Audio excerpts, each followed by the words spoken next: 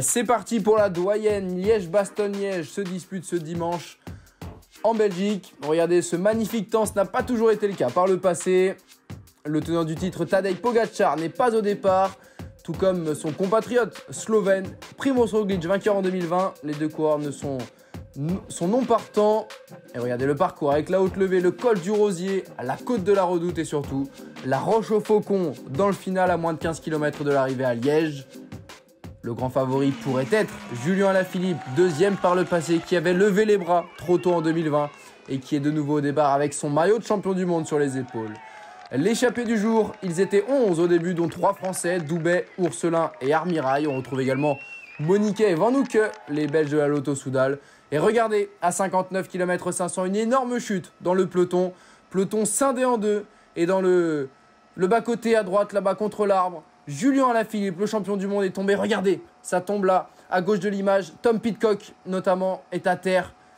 Et Alaphilippe qui va taper assez lourdement. On le voit un petit peu plus loin. Il était un petit peu plus loin, le champion du monde. Et c'est Romain Bardet qui allait le chercher dans le fossé. Course terminée pour les deux tricolores qui pouvaient prétendre à un podium, un top 5. Il y aura d'autres cartes à jouer côté tricolore.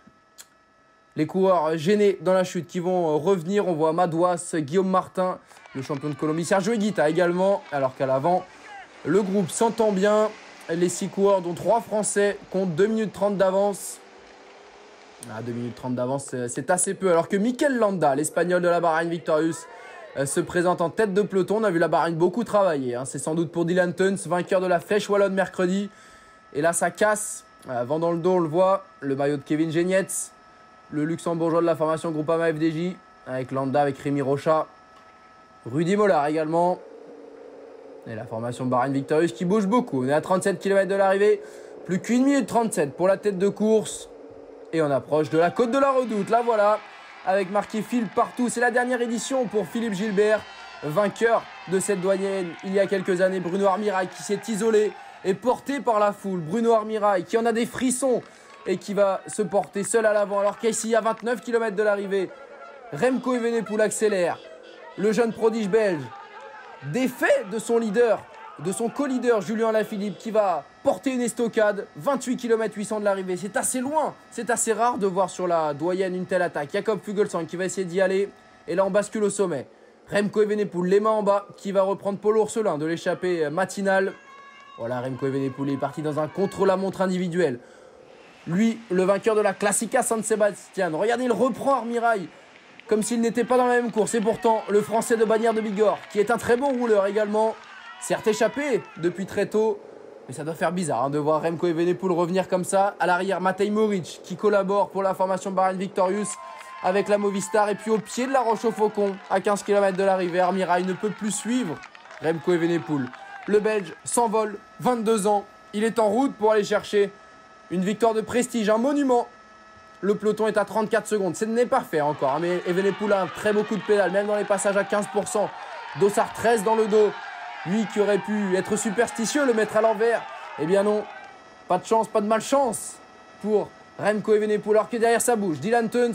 Et ils sont revenus à 21 secondes. Ce petit groupe d'une dizaine d'hommes où il y a Teuns, le vainqueur de la Flèche Wallonne. Felipe Martinez pour la formation Ineos. Vlasov qui va en placer une, le russe, qui était sur le podium de la Flèche Wallonne.